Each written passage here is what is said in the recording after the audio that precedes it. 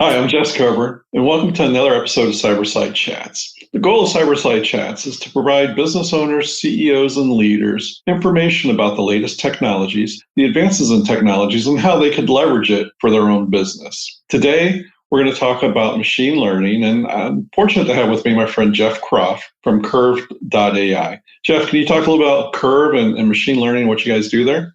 Yeah, thanks, Jess. Very happy to be here. My name is Jeff Croft. I'm the Chief Revenue Officer at Kurvv. We are a machine learning startup in Seattle, Washington, with the ethos of making machine learning easy. We would like to create tools that will allow machine learning to be adopted across the entire spectrum of businesses, not just in the very upper echelon of enterprises. Now, Jeff, just for those that don't understand, if I wanted to adopt artificial intelligence within my business and machine learning, which, correct me if I'm wrong, is a part of artificial intelligence, what would it take for me to do that as a business owner? Yeah, you're absolutely right. So artificial intelligence is a massive sphere of different things. And within that, machine learning is a small subsect. But, traditionally, if you had wanted to take the advantages of deep machine learning or insights into your businesses, you would have to invest possibly a couple $1 million to build the right infrastructure, hire the right team. Data scientists are incredibly expensive and well worth it, frankly, what they can do and the knowledge that they have. And hiring those teams or outsourcing to a company that holds those resources or assets are incredibly expensive. And that's why it's traditionally been at the Googles, the Facebooks, the Microsofts, the Netflix, then more traditionally like CPG brands like a Coke or Pepsi or something like that is looking at how can we leverage the most of our data, but they have millions of dollars to spend on custom building, custom creating things exactly to their need. And so there's a huge gap of, hey, if you're not a multi-billion-dollar international conglomerate, how can you take advantage of those resources? And that's where we, myself and some of the co-founders from Kurvv thought that there was a big opportunity and decided to build some tools for those people as well. Yeah, that's one of the things I really like about Kurvv is the idea that, we live in this gig economy, the as a service economy, where you can get whatever you need. It's almost like fractional ownership. And with Kurvv, you have the ability to get some of these data scientists that have worked for those large technology brands, like you've mentioned, come and work for your company. And I think that's really a unique value proposition that Kurvv has that a lot of businesses don't understand. Yeah, absolutely. And even beyond just leveraging our team of data scientists from, world-class companies. But, the other thing that we saw is one of the main drivers of expense for machine learning is the amount of time spent on building individual products that are unique to businesses or companies or industries. And we had the belief that if we could build a wide tool set by industry or by use case, we could then take those learnings and those models and apply them to other companies with a similar makeup that want to solve some of the same problems. Their data would be different, so their outputs would be different, but generally the things they're solving for may be the same. And that would drastically drive down the cost to build those and for adoption in those companies. And it's been wonderful to see that message ring true and to, kind of open up the power of machine learning to kind of medium-sized, even small businesses and the power that unlocks for them. Yeah, I think a lot of businesses, everyone thinks that they're a unicorn and that they're unique and they're special. And they are special by all means. And to an extent, they are a unicorn. But at the end of the day, the data is the same. A lot of these companies use the same tools, the same tool set. And the nice thing is that you're able to leverage that economies of scale, not just by focusing on verticals, but on that data set, because it's going to be similar across those. So that shortcuts the amount of time it takes to get from A to ROI, right? Yeah, absolutely. When you break down most businesses, most of them are attempting to solve for the same KPIs, the same metrics that you use to run your business are not that much different than a lot of other people's. You may have some very specific industry unique ones, and we can build stuff for those, but that's where the real value comes in. And we like to say a little machine learning goes a long way. And I think that when people truly, kind of apply their data to machine learning models and see just how powerful they can be is somewhat transformative in the way they run their business. All right. And let's talk about that. So I know a couple industries I'm fond of, you're fond of too. One of them is hospitality. And you guys have adopted hospitality as a vertical that you've looked at early on and really made some great strides there. Can you talk about how that's changed? Yeah. Well, when we first launched about a year ago, we had hospitality as one of our target industries, and we had some very strong use cases, some great early partners that gave us full access to test and be a part of, our alpha. And so we got back the results, and they were incredibly strong. And obviously, hospitality has been one of the most hardest hit industries. And unfortunately, a lot of those small businesses, unique hotels, independent operators have been forced to close their doors. But as they're coming out of this, the economy starts to open back up and people start traveling again, and especially business travel picks back up. How can they look to increase direct bookings? How do they increase how they segment their customers? How can they drive revenue to where they can compete on a large scale with some much larger players in their field? And so, hospitality was incredibly interesting to us because they spin off a lot of unique data by individual customer. And in our world, the more data and the more unique data you have, the more interesting insights you get. Well, and I think that's important, is that a lot of businesses don't realize that the data they have is valuable. Mm-hmm. To go out and obtain that data is extremely expensive, and they already have it sitting there just waiting to be mined. And when you can bring in these data scientists and these machine learning algorithms against that data, magic happens. Now, with hospitality, a lot of people don't realize or aren't familiar with hospitality. They think, hey, I book a hotel room. This is great. I got it on Priceline at an awesome deal. I'm staying. Hey, honey, look at this. We're going to Disney World this weekend, and we're staying at a 5-star hotel for $100 a night. What they don't realize is that hospitality has been extremely commoditized. Yeah. That at the end of the day, it's a hotel room. And whether it's a hotel room at one brand or another brand, it's just a hotel room. Mm-hmm. For the hotels, they really have to work hard to sell their hotel and sell it at a premium. And because of Priceline and Expedia and sites like this, they've been working hard to manage their revenue and drive those bookings locally on their main website. Because when they do that, they don't have to pay a percentage back to these other organizations, right?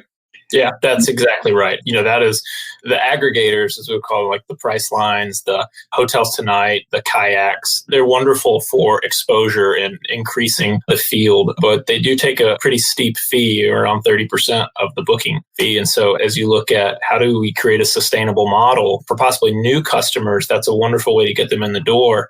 But now how can you create an environment to where you can retain those customers, create long-term value with those customers, but where that they, you pull them off of that system and that you have direct bookings and one-on-one relationships with them. And that's what we really looked at, is that because that's going to immediately drive profitability for the independent hotel chains and small owner operators, is that if they can create a lasting value and individual one-on-one relationships with their current and past customers that they have data on, that'll be much better for them in the long term.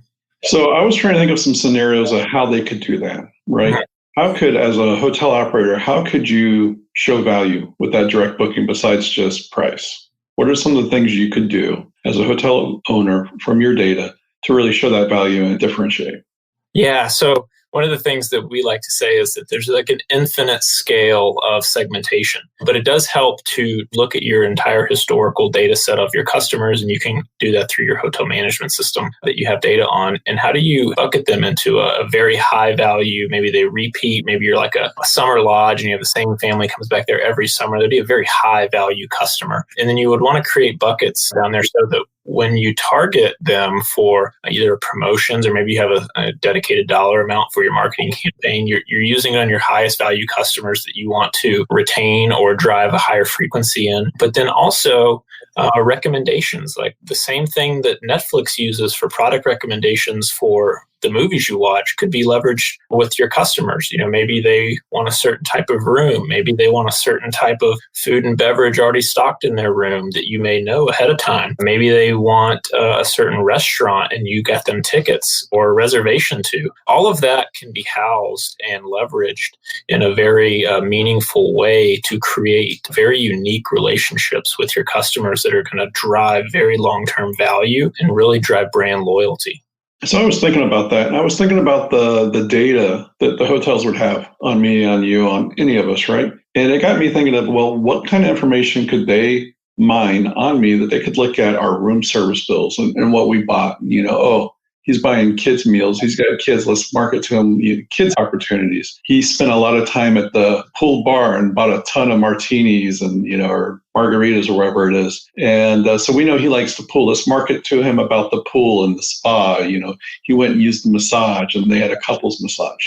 It was their anniversary. Let's offer him a free couples massage on their anniversary to come stay at our hotels. Really, when you start thinking about the cases, there's a ton of opportunity there. Yeah, and we use this most frequently in e-commerce or retail, but it's absolutely applicable here. Traditionally, people create a marketing campaign around a specific thing or product or event, and then send it to their entire list with no regard for who that's actually applicable to or not. With some of our tools and just machine learning in general, you can use a model to have an individual product recommendation for every single customer. You could have 50,000 customers in your database. And if you have the amount of data, every single one of them, you can send an individualized email to with a custom campaign. So for you, maybe it's hey, martinis are free for the weekend and we have a kids show or something very specific to the data that they have on you. And one, that's going to show a thoughtfulness on the organization and the hotel's part that they truly understand their customer. But two, I mean, I can't think of how many times I've received an email like that. And if I had, I would say, wow, they really care about me to understand what I like and want. And that's going to drive in even more brand loyalty. And that's going to help their list. It's going to keep from eroding their marketing list or email list because I'm not getting offers that I'm not interested in, and I'm less likely to unsubscribe. That's right. That's absolutely right. So that adds value right there. The other thing I thought about was that, for a lot of hotels, Wi-Fi is a pain point. Wi-Fi is seen as the water or the phone. It's something they have to provide that they can't make money off of. And it's something we've worked hard with the hotels that we work with to help them identify ways that they can market that and monetize it, either generally it's through marketing. It's showing ads when someone logs into the Wi-Fi of specials. It's capturing their contact information, capturing their social media information. Mm-hmm. And that opens up actually two opportunities. One would be geolocation. I could look at your geolocation based on which Wi-Fi access point around the property that you associated to see where you spent your time. Now I know that you like to spend your time at the pool. You like to spend your time at the tennis courts, or you like to spend your time at the pool bar, which is where you usually find me spending my time. And the second is around social media.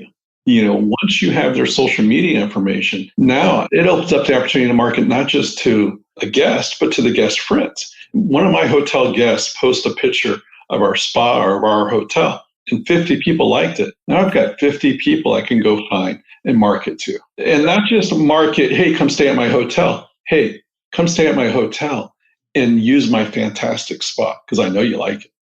Yeah. Absolutely. Yeah. You think you're right here on that when I said that the only thing better than having a lot of data is having really unique data. And every time you add a new variable to what you're collecting around your customer or your client is going to drive those unique interactions. Social media is a fabulous one because there's so many different things you can play around with there, like you touched on. The location one's really interesting. The friend network, even offering up to your customers a free drink or a free incentive if they'll share that and or allow you to share on their profile. And I would say in most cases, the lost revenue of a $4 drink is probably valuable for the few hundred or thousand people that are going to interact with that post or the data you're going to collect from that individual customer and the network effects of that. So I think there's, in short, an infinite possibilities of how you could leverage that. It's getting people thinking that way about their business and kind of thinking about that for the 21st century and the new way of operating small and medium businesses. And the beauty of it is with the technology and the platform that Kurvv provides, it's available to these small independent operators. It's not just for the large multi-billion-dollar organizations anymore, who, correct me if I'm wrong, are probably doing this already today.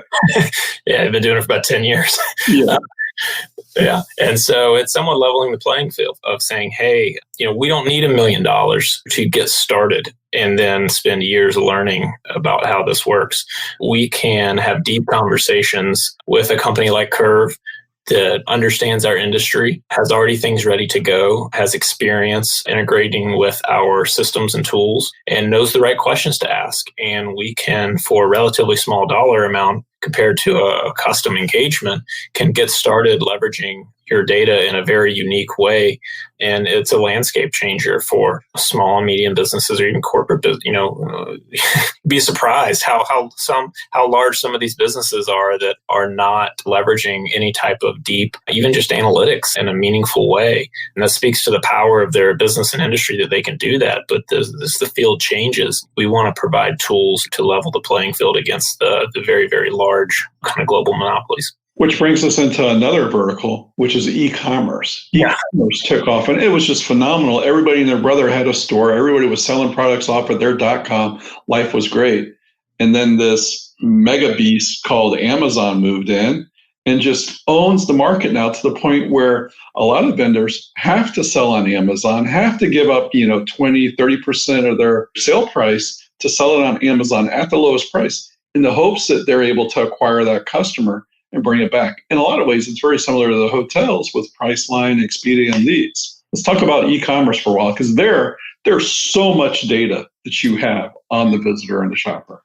Yeah, and then Amazon did a phenomenal job of kind of opening that door. And then not just to the individual consumer on their choice and driving down price and making a competitive marketplace, but then for small businesses, as you're starting or you want exposure to a larger market, it might be worth 30% of the sale price to get exposure to that many people, to have access to, fulfillment by Amazon or direct listing or an Amazon preferred status or AdWords on their platform. It's a very powerful tool. Hopefully you don't do too well and they copy your product and sell an Amazon Basics version of it. And what we've seen is we worked with a lot of small and medium businesses that sell on Amazon directly, and they use that as their new customer engagement. But then the question becomes, okay, you got a sale from this person. Now, how do you pull that customer off of Amazon onto your site, your Shopify site, your regular website, whatever that is, to create the long-term value there so that you don't have to continue giving up 30% to a customer that's a repeat buyer? And so there's an interesting shift there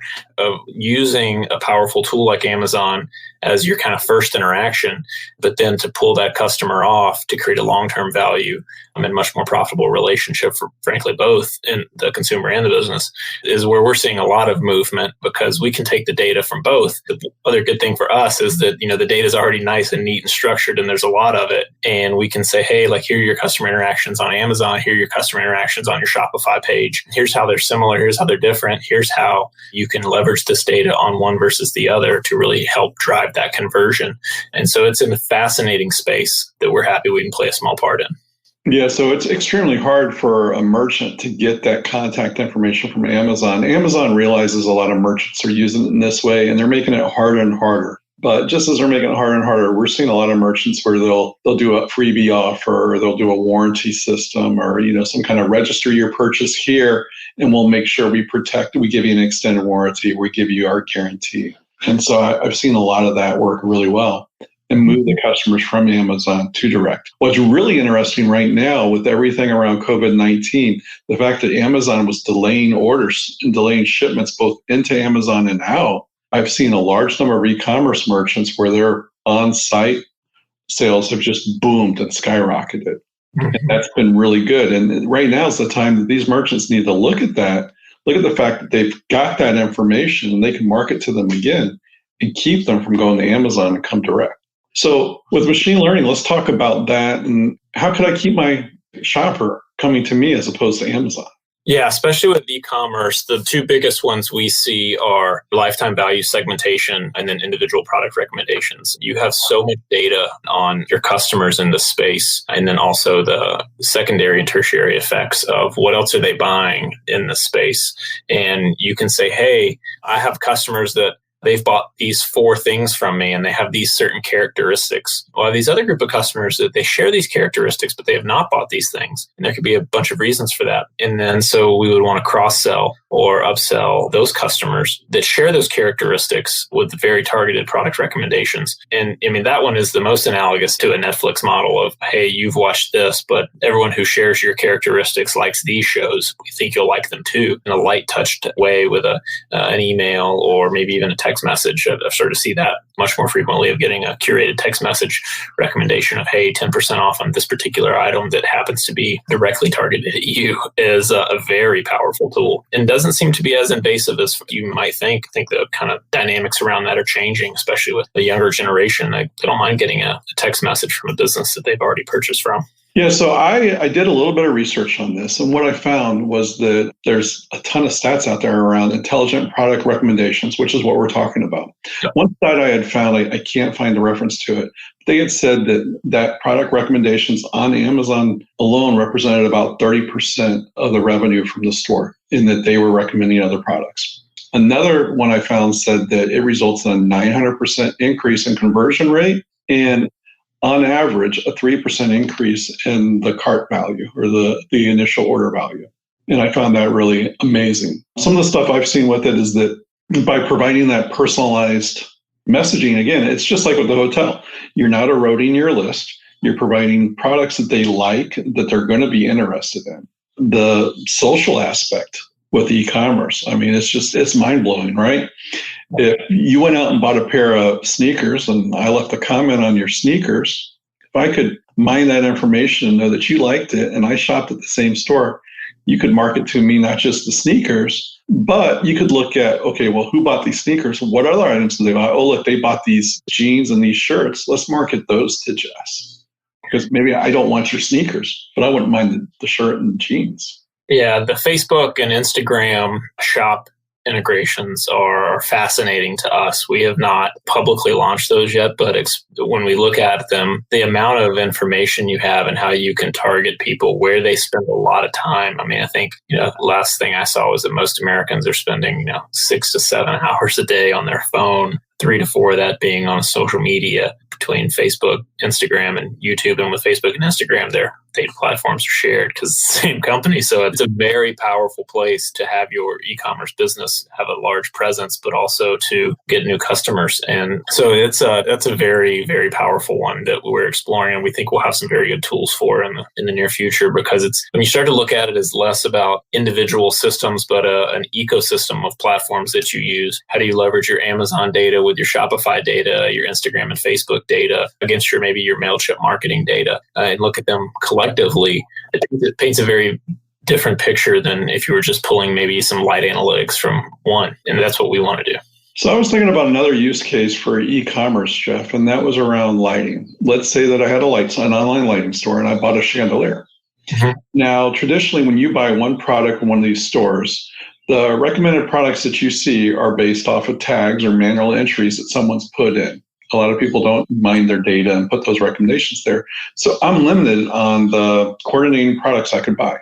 Mm-hmm. But by leveraging machine learning and looking at that chandelier I bought and the colors and the scheme and the setup and whatnot, you could actually make recommendations for other lights, maybe wall sconces in my house, that would coordinate with that just based off of that product. Now, what I find interesting is that most of these recommendations are based off of that same manufacturer. So if I bought this chandelier from company A, chances are you're only going to show me the coordinating products that company A has provided. But by mining what other shoppers have purchased, as well as looking at the image itself and what coordinates with the colors and the materials that the product's made off of, it opens the world, and you're smiling at me like, yeah, Jess, welcome to my world.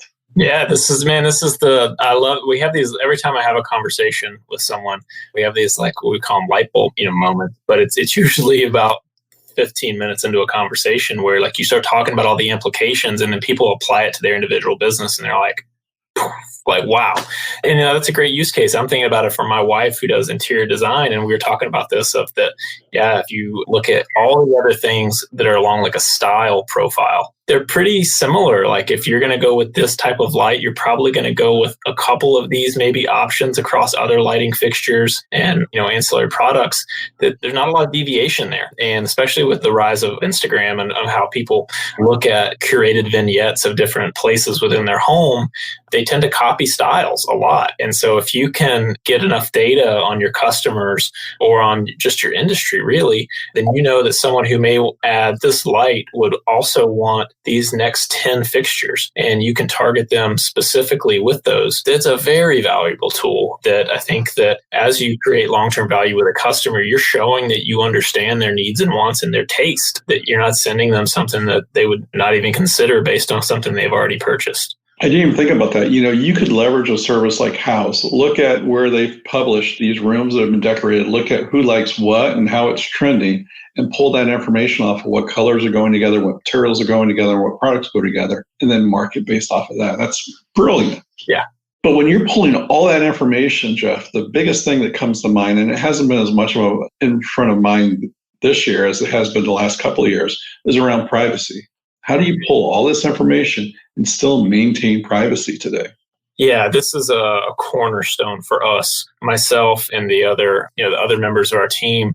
Three of us are ex-Microsoft. And so we are ingrained in a privacy trust first, that customers' data will never be sold or leveraged in a way outside of that individual's product recommendations or sold to a third party, things like that. So we are a Microsoft for Startups backed company. We are entirely built on Azure at the moment. But just as a methodology or how we think about that, we go above and beyond a GDPR standard of our customers' data will always take precedent over even any unique ways that we think we could leverage it. So I think that businesses should take that stance as well, because I think you're starting to see a kind of privacy revolution of people starting to understand just how much data companies have on them, and they want to make sure that those companies have the same data privacy ethics that they would want for themselves. And so we are very proud of kind of how we think about that and the stance that that we take on data privacy, and that it will always be upheld to the highest standards. Jeff, I appreciate that, and I appreciate what you're doing around data privacy, and I really appreciate you coming on to talk about machine learning and artificial intelligence with me. Hopefully, business owners, CEOs, and leaders have kind of had that light bulb moment within the last 25 minutes, and they want to reach out and talk to you. If they wanted to get in touch with Kurvv, how do they find Kurvv? You can go to our website at Kurvv.ai, where we're launching new use cases and models all the time. You can reach out to me directly at Jeff@Kurvv.ai. We also have some other contact methods on our website, or maybe they can even contact you, Jess, and you can pass along my information. Well, I'll be sure to include your information in the show notes on how to contact you, and that's Kurvv, Kurvv.ai. For anyone that doesn't know how to spell Kurvv, that's apparently the right way to spell Kurvv. You got to be unique in some way. Yeah, it's 2020, Jeff. We all got our thing, buddy. Hey, I really appreciate it. Before we cut it off, is there anything else you want to mention that we didn't mention? The only thing I would say is if you don't think that you're the right fit, I would just question you to think maybe outside the box. If your business collects data, you probably have enough if you've been in business for over 6 months to do some very unique things with it. And as long as you don't limit your belief of what you can do with it, there's probably a useful tool that will help you in the future. So just keep an open mind around on what you can do with your data. Fantastic. And I'm not going to have to mortgage the house to hire Kurvv, right? No, you won't. Fantastic. And that's what I really like, is that it's made this technology attainable for small and medium-sized businesses. And that's the goal here at cyberside.chat, is to make sure that you understand technology that's being leveraged by large organizations. It can be leveraged for small and medium organizations too, if you know where to look. Jeff, thank you for your time. I appreciate it. And you have a great day, sir. Thanks so much, Jess.